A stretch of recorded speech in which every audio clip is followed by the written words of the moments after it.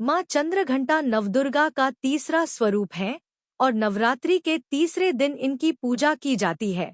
चंद्रघंटा नाम इसलिए पड़ा क्योंकि इनके मस्तक पर अर्धचंद्र घंटा के आकार में सुशोभित रहता है, जो शक्ति और शांति दोनों का प्रतीक है।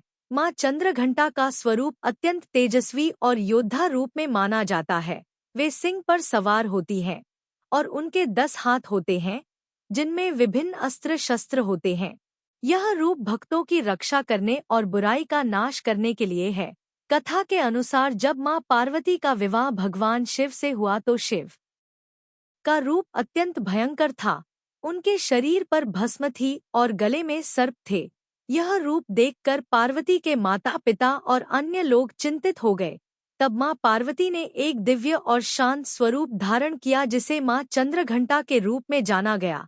इस रूप में उन्होंने अपनी शक्ति और सौम्यता दोनों को संतुलित किया और संसार को यह संदेश दिया कि शक्ति का उपयोग सदैव धर्म की रक्षा के लिए होना चाहिए। मां चंद्रघंटा ने असुरों का विनाश कर देवताओं और भक्तों की रक्षा की। उनका स्वरूप युद्ध के लिए तत्पर रहता है और उनके घंटे की ध्वनि से दुष्ट शक्तियां भयभीत हो जाती हैं। नवरात्रि के तीसरे दिन उनकी पूजा करने से व्यक्ति के जीवन से भय, चिंता और नकारात्मक ऊर्जा दूर होती है और साहस तथा आत्मविश्वास बढ़ता है। मां चंद्रघंटा को मणिपुर चक्र की देवी माना जाता है, जो शक्ति और ऊर्जा का केंद्र है। उनकी आराधना से व्यक्ति को मानसिक शांति और आंतरिक बल प्राप्त होता है।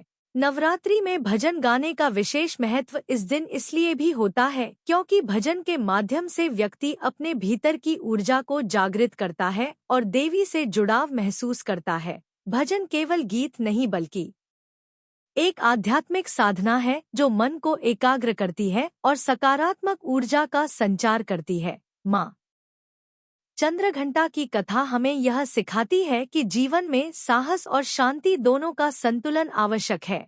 जब हम अपने भीतर की शक्ति को पहचानते हैं, तब हम हर कठिनाई का सामना कर सकते हैं। उनकी पूजा से जीवन में भय समाप्त होता है और आत्मविश्वास के साथ आगे बढ़ने की प्रेरणा मिलती है। इसलिए नवरात्रि के तीसरे दिन मां चंद्रघंटा की आराधना करके हम अपने जीवन में शक्ति, साहस और सकारात्मक ऊर्जा को जागृत करते हैं।